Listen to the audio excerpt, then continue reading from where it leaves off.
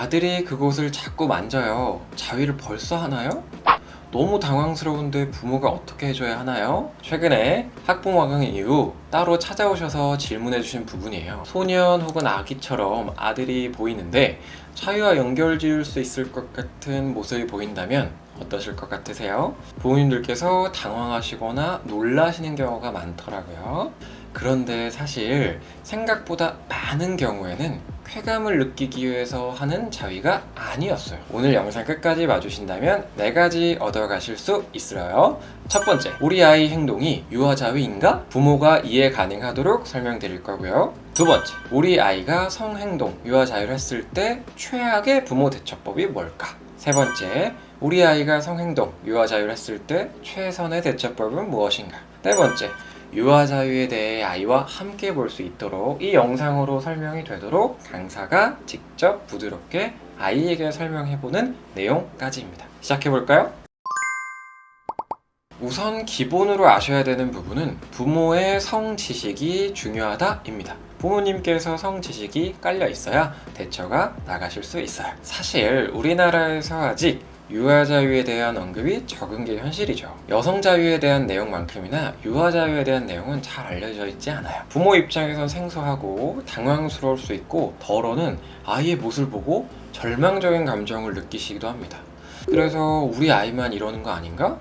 내가 조금 더 관찰해주고 신경 써줬어야 하는데 이런 식으로 부모님께서 스스로 자책하거나 아이에 대해 문제 행동을 하는 아이라고 인식하는 경우가 굉장히 많았습니다. 그러지 않으셔도 됩니다. 사실 성교육기관, 보육기관에서는 4세에서 7세 사이에서 많이 발견된다. 유치원 원생 중에 특히 낮잠 자는 시간에 혼자 안 자고 이런 경우가 많더라 등 관련 이야기가 예전부터 정말 많이 나오거든요. 그런데 이 내용들이 부모님께 잘 도달하지 못하는 것이 현재 상황이기도 합니다. 게다가 내 아이의 모습에서 이런 모습을 발견하더라도요, 주변에 얘기를 하거나 상담한 경우가 많지 않아요. 유아자유에서 어서 들어본 척도 없어. 게다가 이런 말을 주변 학부모에게 얘기를 했을 때 우리 아이가 이상한 아이로 이미지가 박혀버릴까봐 말을 못 하시는 경우가 많습니다. 그런데요, 생각보다 많은 가정에서 이런 모습이 발견되기도 합니다. 그러니까 이 집도 저 집도 사실은 이런 모습이 발견될 수 있다. 그런데 말하지 않고 있는 것일 수 있다. 일단 이런 모습이 우리 아이에게 발견됐어도 마음 편하게 먹자 라고 생각하셨으면 좋겠습니다. 우선 우리 아이 행동이 유아자위인지 일단 알아볼 수 있어야겠죠? 구체적 상황들은 이렇습니다. 아이가 손을 성기 쪽으로 가져간 다음 엎드려서 힘을 준다. 땀을 뻘뻘 흘릴 정도로 다리를 꼬며 성기 쪽에 힘을 준다. 아침에 깼는데 바로 안 일어나고 엎드려서 바닥에 음경을 막 부벼서 음경이 점점 커지기도 한다. 속옷탄을 안 걸치고 침대에 누워있는 것에 더해 이불을 꽁꽁 싸매서 다리 사이에 끼고 베베베베베 돌아서 자극 느끼는 듯한 모습을 보인다. 혹은 어린이집 낮잠 시간에 안 자고 혹은 깨서 성기 쪽으로 한동안 손이 가 있고 움직임이 있다고 한다. 이런 식으로 성기나 성기 주변이라는 특정 신체 부위에 자극이 느껴질 만큼의 행동이 스쳐 지나가는 정도의 시간이 아니라 3, 4분 이상 손을 좀 대거나 자극을 주는 시간, 이렇게 구체적인 정황이 보인다면 유아자위 정도로 보실 수 있습니다. 성기에서 오는 쾌감을 느끼기 위해서 하는 행동으로 볼 수 있어요.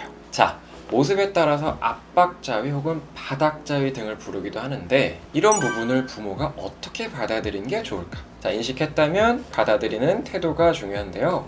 사실 아이들 대부분 본인이 어쩌다 이런 행동을 하게 됐는지 기억 못하는 경우가 많았다는 사실 알고 계셨을까요? 그냥 글처를 긁다가 이쪽에 손이 갔고 쭈물쭈물 거리다 보니까 기분이 몽글몽글해졌어요. 샤워하고 이불에 맨살 닿는 느낌이 좋아서 뒹글거리고 부비다 보니 이렇게 되던데요?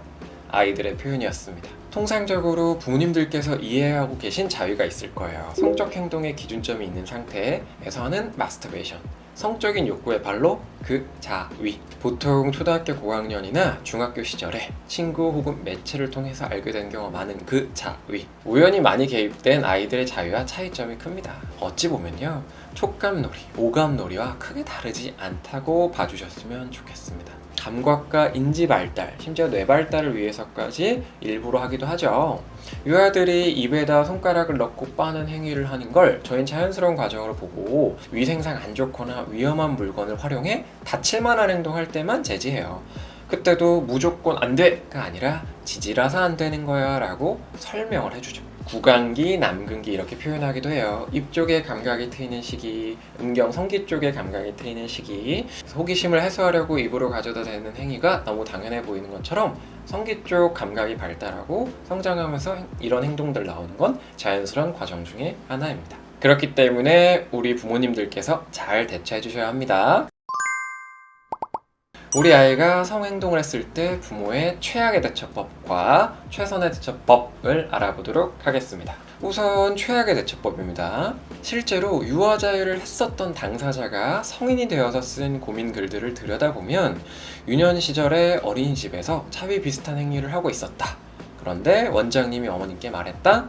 엄마는 난생 처음 보는 험악한 표정으로 손도 대지 마. 다시는 손 못 대도록 네 신체 부위 어디를 가위로 어떻게 해버린다 등 거친 얘기를 했고 나는 울며 불며 도망 다니기 바빴다. 그런데 얼마 안 가 몰래 숨어서 비슷한 행위를 했다. 이번에는 아빠가 큰 체벌을 하며 혼을 냈다.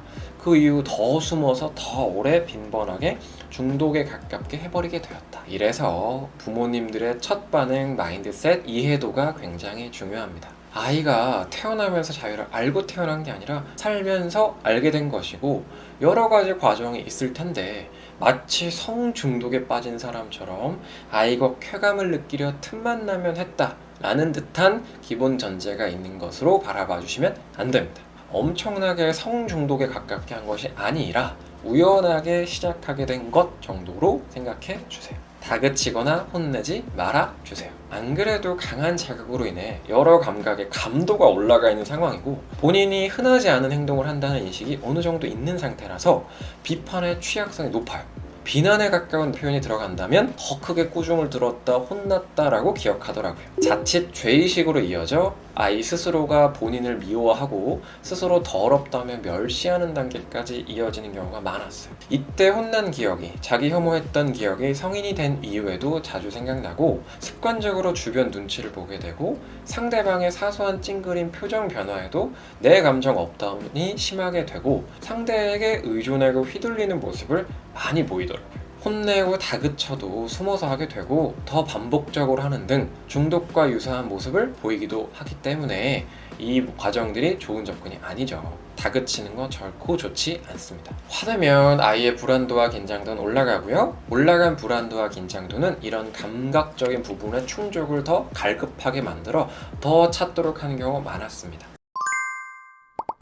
우리 아이가 성행동을 했을 때 부모의 최선의 대처법들을 설명해 보도록 하겠습니다. 자, 우선 성적인 자극은 강도가 센 편입니다. 그러면 자유에 대해서 대체할 수 있는 활발한, 강도가 좀 센 편인 활동을 하게 하는 것도 좋은 방법이에요. 뛰어놀고 운동하고 이런 액티비티 하게 해주시는 것 좋습니다. 다만 단순히 잠시 상황 모면 하려고 아이가 성기 쪽에 손 가져다 대고 있을 때 허이 안돼 애비 이런 단순 회피 유도, 잠깐 시간 끄는 것 정도는 시시한 자극이 돼요. 상대적으로 강한 자극인 성기 쪽 행동으로 되려 회귀할 수 있어서 안 하는 일만 못하는 게 될 수 있어요. 그래서 이왕 할 거면 제대로 다른 활동들에 몰입하거나 활동 강도를 세게 할 수 있도록 유도해 주시면 좋겠습니다. 그리고 이 행위는 촉감적인 자극을 느끼고 있는 부분이라 볼 수 있겠죠? 성기에만 촉각이 있는 게 아니잖아요. 아이의 등을 긁어주거나 성장 마사지, 쭉쭉이 이런 거 해주시죠? 아이마다 좋아하는 촉각적 자극이 있을 거예요.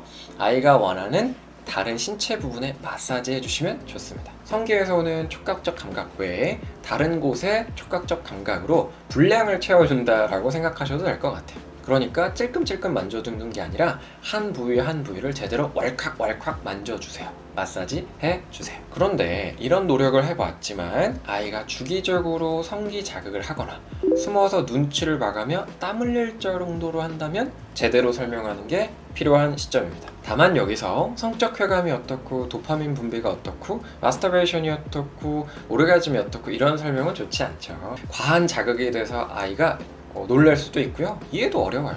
아이와 눈높이 맞춰 설명해 주세요. 쉽게 말해서 아파, 다쳐, 찢어져, 염증 생겨, 아야 해. 이런 식으로 안전 건강 문제로 설명해 주세요. 만약 이런 간단한 말들도 어려워한다면 소변 못 보는데 어떡하지? 여기 다치면? 이렇게 설명해 주세요. 소변을 내보내는 소중한 부부, 소중이를 괴롭히면 어떡해. 우리 아이들 아직 참 똥 오줌 좋아할 나이죠. 똥 방구 설사 부르꽝꽝 하면 크크크 계속 웃을 나이죠. 똥 오줌 소변으로 설명하셔도 나쁘지 않아요. 제가 제 실제 교육 현장에서 상담했던 사례 중 굉장히 인상적이고 좋았던 사례가 있어요. 제가 유아자유에 대해 이런 식으로 설명을 쭉 해드렸는데 놀라운 전개가 일어났습니다. 어머님께서 아이에게 가셔서 혼냈었던 것 미안하다 라고 사과를 먼저 했대요. 저 여기서 솔직히 좀 놀랐어요. 그랬더니 아이도 자기 신체 느낌이 어떻게 변화했고 언제 행동했고 어떤 기분이 들었는지, 그래서 난 앞으로 어떻게 하고 싶은지까지 자기가 얘기를 해주더래요. 그래서 서로를 이해할 수 있고 아이 스스로의 행동을 문제시하지 않으며 지나치는 과정처럼 지나가는 걸로 넘겼다고 하더라고요. 엄마, 그때는 내가 철이 없었죠. 이런 느낌으로. 요즘도 가끔 처음 받았던 강한 자극이 생각나면 엄마에게 산책 가자고 손을 쓱 아무 말 없이 잡는다고 합니다. 이게 시그널이었어요. 제가 사실 어머님에게 아이와 함께 손을 꽉 잡고요, 산책을 길게 해주시라고 추천하기도 했거든요. 말초적인 감각이기도 하죠. 손과 발에 자극을 꽉 주고 부모와의 일체감이라는 강한 유대감도 주고 밤바람 냄새 다 느끼면서 바람과 냄새, 촉감, 후각 다 느끼면서 산책을 진하게 제대로 해달라고. 결국 그럴 때마다 아이는 손 꽉 잡고 엄마에게 산책을 요구하는데 무려 40분, 50분 한다고 합니다. 오늘 영상에서 가장 핵심적인 부분으로 볼 수도 있는데요. 아이에게 설명을 어떻게 해줄지 강사의 킥입니다. 제가 간혹 아이와 직접 어린 아이들과 대면하게 될 때 이렇게 설명해 주기도 합니다. 아이들과 함께 혹은 아이만 보셔도 될 것 같아요. 선생님, 저 땀이 날 때까지 소중히 갖고 놀았어요. 그리고 나면 죄책감이 들어요. 모양이 휘거나 색깔이 변하는 것 같기도 해요. 저 나쁜 아이인가요? 라고 우리 친구 말고 다른 친구들 많이 물어봤었어요. 이상한 거 아니고 굉장히 흔한 사례예요. 누구나 다 그럴 수 있어요. 나쁜 아이 아니에요. 우리 친구보다 어린 2~3살 아기들 보면 입에다가 여러 가지 갖다 대죠? 막 다 그냥 집어넣고 그러죠? 그리고 강아지들 보면 킁킁킁킁 냄새 맡고 다니죠. 냄새 맡는 것에 발달해 있잖아요. 갓난아이들은 이제 입의 감각이 발달해서 그렇고 강아지들은 냄새 후각에 발달해서 그래요. 우리 친구들은 2~3살 친구들보다 형하니까 몸 여기저기 느낌이 발달하는 거예요. 바람이 살랑살랑 불 때 기분 좋고 맨살에 소중히 느낌이 막 스쳐 지나가면서 느낌이 좋은 거, 나쁘지 않은 거 알게 된 거예요. 이상한 거 아니에요. 선생님도 어렸을 때 엄마 귓볼, 내 귓볼 왔다 갔다 만지면서 놀았어요. 너무 좋더라고요. 몰랑몰랑하죠? 슬라임 같죠? 그런데 이건 슬라임이 아니었어요. 제가 너무 늘어나게 엄마 귓볼을 잡아당겨서 엄마가 아야 한다고 해서 그만뒀어요. 다치게까지 하면서 하면 안 되잖아요. 이렇게 위험할 수 있다는 걸 알고 그만하면 되는 거예요. 간단하죠?